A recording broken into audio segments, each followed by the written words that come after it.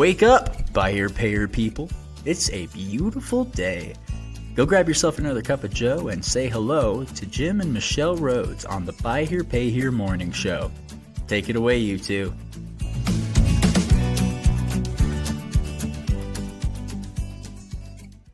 Hey, folks. Hey, good morning. Welcome. Happy Friday. It's just barely morning, Michelle. Good I call this a afternoon. lunch hour show because it's nearly noon Eastern, or it's right at noon Eastern. Yeah, So. what it means it's almost 11 for us. So yeah. So we're just a little bit delayed. So I just kind of went with the lunch theme today. We've done that before, but yeah, today was an opportunity to kind of explain a few things. There's been some developments. There's been some fun progress. There's just been some things to talk about and share. And so today was just a casual opportunity for us to connect with folks and get out there and say hello to the Buy Here Pay Here folks. Kind of let them know what's been going on. What's been going on? Lots has been going on. Lots on the personal front and the business front and all of that. I know last time, I think, was it the last show that we did that I was not in it? I think so. Last Friday. So, and I've just been struggling with some health stuff. Yeah. And so it can be a real coming up with things to say that it's just like, that's funnier than like it's a real crapshoot. Oh, yeah. That phrase has come up around here before. Like, yeah. No. So you want to share with them any more about what's going on with that? Well, during COVID, I guess I'm going back further than you. Yeah, go ahead. No, during COVID, I got sick and I couldn't figure out what was wrong. And it was hard to get in anywhere. And so I went to an urgent care at University of Utah, and they tested me for a bunch of stuff and said, can't help you. But we'll send the results to your doctor. And this was COVID. It was how many years ago? 6? That was, yeah. So I'm still waiting for a return call from that doctor. And so I kind of took things into my own hand and went to go see an internist, and they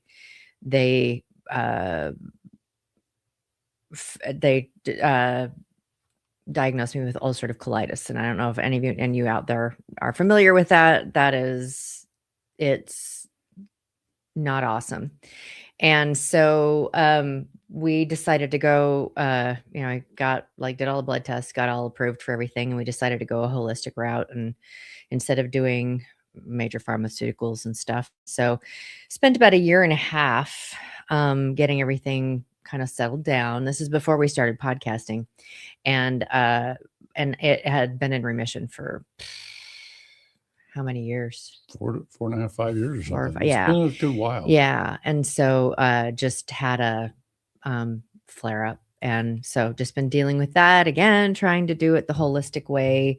I just, I'll stand on my soapbox for just a second. Pharmaceuticals scare the crap out of me. Yeah. Because, you watch these commercials and all of that, and it's like, and you will grow a third eye. And if you start vomiting, you should probably, whatever. It's got to be a joke to watch those commercials. Yeah. And I remember when they did the blood work, and they said, okay, so you just have to make sure you don't have hepatitis B, A, whatever. And we're going to put you on Humira. And so I, did my research, saw a couple of Humira commercials, did my research. And when I went back in, the doctor was like, okay, so you did just fine. That you don't have hepatitis A, B, I don't remember which one it was. And so we can get you on Humira. And at this clinic, a previous doctor had said, make sure you keep health insurance, because Humira is extremely expensive. Yeah. And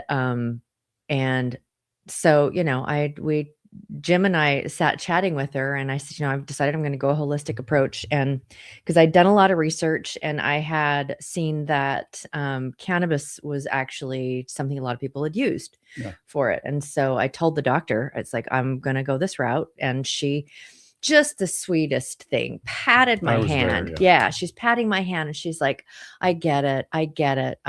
Let's, she'd keep me on something that was like a Pepto-Bismol for that just kind of soothed a lot of stuff. And she says, let's schedule an appointment again in about 3 months. And, and Michelle, you're going to end up having to do this. And I need you to just really settle into, you're going to need the medication. This is your future kind of. This is your future. And so I said, well, have other people used cannabis? And she said, yeah. And I said, can you prescribe? She goes, no, I don't have a license to do that. I said, well, Again, this was in Utah. This was in Utah. I was like, so what's the success rate? And honest to God, the response was, I don't know, because they never come back.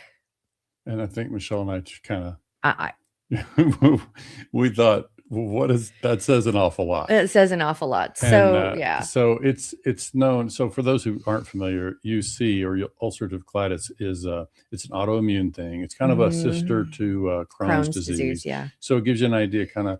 And so for Michelle, well, she's been a real trooper through all this. It just you want to talk about trooper? Jim's like the trooper. He's had to deal with me. No, it's really a difficult thing because it's like it makes you have to stop what you're doing right in the middle of something. And it's very sudden and urgent. Yeah. And so painful. If I have to get up, as far as like using cannabis because it slows your digestive system down, it has anti-inflammatory, all that kind of stuff. I won't do it before we podcast. Yeah. So it's like it's a little bit of a balance, so there you go. That's Michelle's update. That's why she's kind of just been out of the picture. Yeah, that's among the things that's been going on, and kind of why folks have seen, the holidays we took a break, and now we're kind of a little bit out of sorts and out of our normal kind of sequence here, and that's part of what's been going on. And then it's just been a lot of things where we're that's among the factors where we're working to find ways to allow Michelle to participate less in this kind of day-to-day stuff, and to be able to step into the tracks that where she finds a lot of joy and kind of her life work, if you will. And so that's also been part of the thing is kind of finding the balance and finding ways to hand off some of that. And of course, in the meantime, I've been kind of heads down on a couple of initiatives that are really finally snapping into place. And so it's been, in fact, last night, Michelle, overnight was a huge development for us and really for a lot of people. It's like, and we don't need to go too far into any of those details today. I would just say that the work that we've been doing on the AI side is different. We're going a different direction. Everyone's doing AI, and rightfully, because it's like, if you're not familiar with what it can do and how it can help, I mean, it changes though faster than like computer systems do. And I think because of just constantly growing, because of the why, the purpose behind White Hat Way, and kind of the the problem that we spend most of our time looking to solve in, right now in our buy here, pay here space is it's naturally what led us to the place where we sort of aimed at a different thing in our build of agents. And, one of the things that our team said, so like, what is your moat? What is your value prop that other people don't have? And it's just like, after really articulating that, it's like, oh, okay, I get you. Yeah. That makes awful lot of sense. So, we're constantly moving forward on that. And because the White Hat Way, mission is actually, you're going to see us spread out beyond buy here, pay here. Yeah. That will happen. And so we'll start to talk more about kind of the direction that we're going in some of those. And I posted Karen's thing. And so Karen Burnett, love you. Yeah. Thank you. Yeah. Thanks Karen. For that. So I would say that there's more to come around AI. We'll continue to kind of share this year. The next 6 to 12 months will be a lot of testing behind the scenes. It'll be more quiet. Oh yeah. But I can say that what we built, among the words that are used in kind of describing kind of what we've created, is that we built something durable and foundational, so that it gives us a chance to serve a lot of different Yeah. elements. And so again, more about that later, but it's Yeah. pivotal. We're It's really big. we're aiming to be in beta this year. Oh yeah. Yeah. Yeah. Before too long, hopefully. But Yeah, there's not a big lift. I mean, I yeah. think without getting too technical, like there were some pieces that needed to be, and we talked on the podcast a few weeks ago about some of the pieces that I had completed. Now, overnight, another big stage was completed that allows us to now hand it off in a way that is Yeah. kind of, now it moves into the tech realm and in a really significant way. Yeah. And so this is going to be fun. Again, it's not like you can call us and we can put AI agents to work in your dealership tomorrow. That's not where we're at. No. But I can tell you that what we've created has a chance to help lots of dealers for a long time. Yeah, it's really funny though, because we've been really vocal, and we do have a unique ability to reach a pretty large audience. And yeah, I think so, we're up to like 7 or 8. Right, now, exactly. That's, I just saw a second ago there were 8 people left. You don't know. Yeah, I don't. Yeah.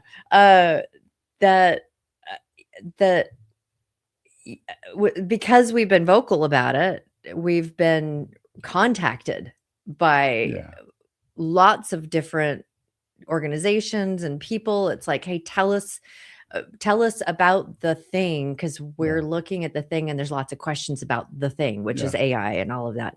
And so it's just interesting because we've been really vocal about it. And it's not something that our entire business is not built on the back of that kind of technology. It's like we're bringing technology into something that has a mission. It's like a big mission. And so I think I felt like, because here I am, a guy in my early 60s, and I feel like I'm late to figure this all out. You see all these people out there. But then you talk to people. Yeah, and you talk to people and find out, oh, well, there's a whole lot of people who would have no clue what's happening and how far we're and you're down like, the you're track. thinking they're pretty savvy, and then they're like, I have no idea what you just said. Yeah, and it's like, true. Man, we thought we were kindergartners in this. That's and true. It's changing, and it's just a lot. Yeah. Well, and so the good news for us is that we're a little farther down the track than we thought. And of course, AI is new to a lot of people. And but again, our aim is just a little bit different. And so we have just chosen a little different course, and we think that's a prudent strategy for us, because we're long term. I mean, we're the 10-year approach. Oh people, yeah, and we're the squiggly line people. And so most of the vendors out there, the people that have a product to help a business owner, are very straight lined, are very, efficiency and all of that's why it's compliance and efficiency, and we those are very, very important pieces to a business, and they will be part, but it is primarily squiggly lines, building community, building relationships, building trust. Yeah, as you and I talked about this morning, I can't say that I'm a person who, well, everybody who's watched the podcast for more than 5 minutes knows that I'm very emotional, right? I get emotional easily. And he had to show me. I'm sorry. I'm interrupting you really quick. He was showing me a clip from Joe Rogan podcast with Jelly Roll on it. Oh yeah, that's good. And how Jelly Roll started getting really emotional about his weight loss journey, and he started crying. And Jim's like, at first he's like, you have to watch this, and then Jelly Roll starts crying, and Joe Rogan's like, dude, it's okay to show emotion, and Jim's like, see, yes, see. Yeah, so I just own it. There's not much point in hiding from it. But I think the thing that I was getting at with the AI side is that I'm emotional, but I don't understand all the elements of emotional intelligence. But I was able to, in our build of the AI thing, part of what I was able to contribute to the thing was we framed out what a white hat way AI agent would look like, then had ChatGPT come to me and ask me all the questions, say, these are the pieces that we currently are missing in order to really build what you envision. And so it started feeding me the questions. The result was 6 modules that are now constructed fully and ready to go. And so not modules that are going to dealers, but modules that are going to help, that are helping to build the framework. They're the core DNA. And the core DNA of all this. And We've been very purposeful. We've built it in very. a way that developers can take it and run with it.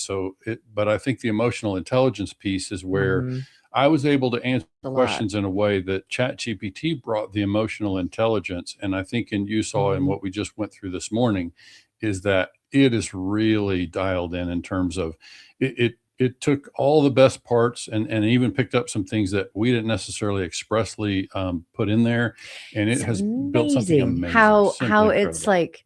like when you start to really develop Yeah. your, because I mean everyone has access to Chat GPT, to Gemini, to Grok, to all of that. There are Mhm. free versions, there are paid versions, and it's just amazing as that platform gets to know you, how it fills in the gaps, Mhm. and in a way that it's like, oh shit, Yeah.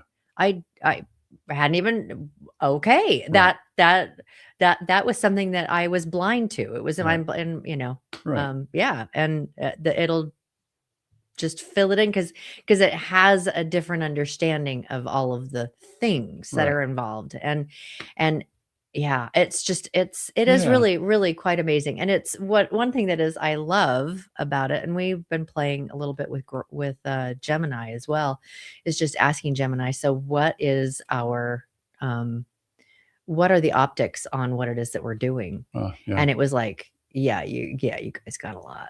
There's a lot out there. Yeah. There's a lot that we can draw from, pull in to help to develop Around the some brand around the awareness. brand and some of the conversation Right. too. Right. So Yeah. yeah. It's really rich. And so Mhm. this is me excited. Remember, sometimes I have to remind people, this is my excited face. This is what I look like when I'm excited. But Michelle can tell you, I was super excited about last night. It started, the floodgates started open last Oh night. my gosh, he came in And a couple of times. It's like, oh, this is so yeah, amazing. I And I actually was stayed like, up for a little excellent. bit last night He and kind of did. You were pulled all the pieces. late. It Yeah, was I almost pulled a lot of pieces. midnight. Well, I've been waiting for days for this part to get finished. And so once I could Yeah. kind of flip the switch and it started to flow, Mm-hmm. then I was eager to get in there and see, Yeah. is it really done? Is it Yeah. really, ready? And Yeah. of course, uh, you know, it's, it's, um, it's better done than perfect, but Yeah. this is so near to perfect Yeah. in my mind of Yeah. what I envisioned when we set out to this. It far exceeds what I Yeah. really set out to create. So part of, if we can move on to the Yeah. next bit. So AI done. Mhm. Check. Yeah. Is podcasting. And we are, we've always had White Hat Way, or White Hat Wednesday, Mhm. and we're really making a break. That the We don't know for sure if it's going to be a Wednesday thing or what, but the it we're breaking off White Hat Ways Mhm. as a podcast in its own, Right. away from the Buy Her Pair morning show. Yeah. And so we'll have both of them going, but White Hat Ways will not be specific to Buy Her Pay Her. Yeah, it'll be kind of Mhm. broad, It all the things Yeah. that are outweighs in It's business about and business and personal. customers and all of that kind, and personal. Yeah, Yeah. and one of the things you're going to So, hear from us is yeah. we're just kind of leaning in on this. Mhm. This is our method of coaching. What Jim and Michelle really bring is sort of Mhm. the life and family part of coaching in addition to business. And so Yeah. this is a year where we bring those things together. We talked weeks ago about this being a year of intention, for us Uh-huh. being more intentional about how we step forward. And this is the right time for us Yeah. to step more into that kind of comprehensive coaching and storytelling. Will be, Mhm. the podcast track will do that. And so we're having fun reaching out to others that will also play a role in all of Yeah. that. And so it's a way, and people will hear everything that people hear will certainly Yeah. apply in their own world of buy here, pay here, Yeah. right? The people who've been with us on the buy here, pay here side, that it'll still apply. Yeah, and we've kind of toyed with this. We've talked about it, and we do have a couple of other podcast Channels. channels, some that are more developed than others, Mhm. based on the topic and all of that. And this has been one that is it's been needing its own individual voice Mhm. for a while. Yeah. And yeah, so we're excited about that. And I'm like right now working on just a lot of the pretties that Yeah. go with the thing. Yeah. And yeah, it's going to be a good thing. So Sure. we've got AI, we've got podcast. A couple of other That's- things. yeah. Some quick mentions on the V8 dealer groups. We spent time at the first of the year here, especially our January meetings, getting feedback from our members, and that has allowed us to kind of tweak the format a little bit. We've kind of, some of our groups have voted to move to a daytime meeting as opposed to evening, which will be interesting to see how that works. And then the other thing is that we've added a quarterly element. So we introduced just this week a quarterly kind of deep dive on expenses. We'll dig into operating expenses in all of our V8 meetings, and that lets us, because we're only a 90-minute meeting monthly, you often don't have time to cover all the pieces. Dive. So by pushing operating expenses to an extended format in a quarterly basis, and then we'll also be doing our trend analysis and kind of goal setting around a quarterly sequence. And so that's part of what's kind of evolving in that way. So all good stuff. We continue to work on that. We've kind of worked to simplify some of what because we have a ton of data points, and so the other feedback we got is we'll simplify and kind of hit the high levels. There will continue to be growth in V8, and I guess you would say that it's like one of the more straight line parts of what we do. Yeah. There'll be continue to be growth in that. And Jim's he gets so dang excited that he'll be like, I've been meaning to build this thing. And then he'll be heads down for a few hours, sometimes a whole day, and then come out on the other side. And he's like, you need to see this. I am not a numbers nerd.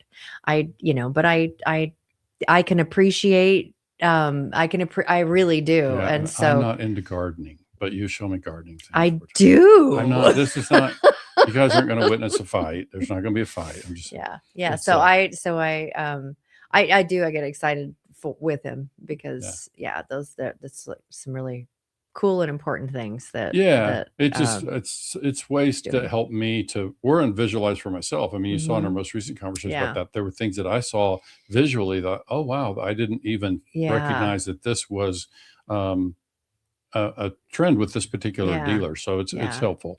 I want to share a couple things on our poll results. Okay. We've got, if you want to share I'm going to share a screen here and can get it up there. Are you seeing my? Yeah, I can. Can you just share it where we can see this post? Yeah. So this particular, I guess I need to share first the thread. So book values on the 29th of January, I put a poll that says book values on BHPH sold units in your DMS. How do you get them, if at all? And mixed results. Some people said they have an add-on in their DMS. Some people said it's included with their DMS subscription. 37% was the largest group, said we don't do that at all. And I was able to share in our V8 because I started having these conversations with our V8 people. And we had a bonus session on our V8 Plus track on LTV. And so the part of what's going on here is we're talking about LTV. And I shared in that group that I asked one of our groups of larger operations, portfolio size 500 to 2,000 accounts. And I remember one evening I asked, how many of you are tracking or watching LTV? And virtually none of them look at LTV. Yet, the reason it's important to me and the reason we're going to work to incorporate that data into our reporting on an ongoing basis is because we've seen scenarios, and the one I give most often is we were working with a dealer that darn near did not get their credit line renewed because their LTV ratios had moved too wide. And I'm not kidding you, after probably almost 20 years with the same lender, they almost did not get their credit line renewed. And, so this is an example of real world stuff where, it may not matter to you as a dealer. In fact, it doesn't matter to most dealers. But we have to ask ourselves, why does it matter to the lenders? Why does it matter to the bulk buyers? And most dealers out there have a lender in the picture. And so or even if they don't, the thing I always say is, look, we need to have liquid value in our business. That's And so absolutely, we need to know because what that exit liquid value looks like. And while we don't have any plans to exit, if circumstances should change, we need to know what we own in terms of its marketability. And this is why I think LTV is going to become important. And so I think this is why we're going to continue to just, you can have data and not use it. But I think what we want to show is, what that can mean. But let me take you to the other poll. Let's see, I have to go back and share that, I guess, myself. One moment. So make sure I'm sharing the right one. I'll do a song and dance. No. Oh, that's the wrong one, actually. That's the one we just looked at. We don't know at all. Okay, so if I think I have to change my sharing settings. So okay. I'll get it. Okay. The other one was on... let's see. I'm trying to remember now. I have to get it on the screen to remind myself. Oh, yeah. What percentage of your BHPH customer base owns or is buying a home instead of renting? Are you seeing that on the screen now? Yeah. Okay. Yeah, I am. So I don't know how many people have data. Obviously, if you have a CRM that captures some of that information in the application stage, you might have some actual data there. But this is one of those where I felt like I knew where the answers would land, but I don't want to guess about anything. I just will ask the people. And we had, pretty high participation, like 59 people responded to this poll that went out on the 30th. And they said 79% of the people said it's less than 10% own a home. It would be interesting to me, just because, that's the kind of numbers nerd I am. It would be interesting to me to see how that has changed and shifted because of the current economics, the economic climate that we're in, where foreclosures are like rampant across the US. Okay. And how that is, they're seeing more people because of the economy needing buy here, pay here that own a home. Yeah. I think this is reflective of, I think, for people who are not in the buy here, pay here space. And to really understand kind of what is different about this business, this is kind of what often in buy here, pay here, the customer base is called unbankable, right? They don't qualify for conventional financing. So it stands to reason that they're not going to qualify for a mortgage. Now, there can be a couple of different things that would put people in this 10% bucket where they would actually have some home ownership. Some of the dealers who commented said, our customers claim that they own a home or they're staying with somebody else, whatever. But the reality is, what we're trying to figure out is what percentage actually have their name on a mortgage or own their home outright, even if it's trailer home. But what this says is most of them are renting, as we suspected. And this is, far from a scientific poll, but it's really just important to recognize that, it's part of the customer base that we serve, and it's important to just kind of keep a lens on that. Yeah. Right. Yes. I don't know that I've got anything else. Well, I wanted to, there was an article I read yesterday in CNN. And it was around how repos are the highest that they've seen since 2008. Okay. So it's like repo rates for autos, really, really high. And there was a senator that was talking about, we need to make sure that they were going to do an investigation and look into, are people being, are they being taken advantage of? And are businesses repoing rightfully? And we are currently in a administration or whatever, that the CFPB is it's not out there being as scary, showing their teeth like they were. It's probably a good idea, even though the teeth have been taken out of that for right now, that we would just be aware that there's conversation happening right now on Capitol Hill around this trend. And it's not a trend that is, it can appear really predatory, but it's like in the current economic climate, there's reasons why it makes sense that those numbers are going up. But just, heads up to all of you. It was in CNN, I think, yesterday. Right. That they talked about it. Yeah. And one last thing, I had a conversation with Brent Carmichael, first time I've connected with him in a good while. Yeah. Great So, guy. Just really, really appreciate some of you him. know, I don't need to share the particulars about his situation, but he was out of moderating for a time. Now he's back, and of course they're heading into convention time. And I met with him. The reason I bring it up now is I shared with him that I would send in some they want us there. Some convention topics, some session topics. And so I'll probably put out a poll to see what dealers would most like to hear. What would you like to hear? And we'd like to know if folks are planning to attend that. I know we've got BHPH United between now and then. So a lot of our buy here, pay here dealers will be there. But we certainly hope and expect to see a lot of buy here, pay here folks at the NIADA convention, which is in Denver this time around. And so look forward to that. So it's not that far from where we're at. No, and we'll have Brent back sometime probably in late March, something, talk about the agenda once it's kind of dialed in. And so we'll have him come and talk to us. But looking forward to that. Yeah. All right. What else we got? I think that's it. I got to get to the golf course. I'm going to play golf. I haven't played. It's supposed to be like 75 degrees. I guess I've been asking the local. Hey, you're gonna but it's 70 degrees for next week.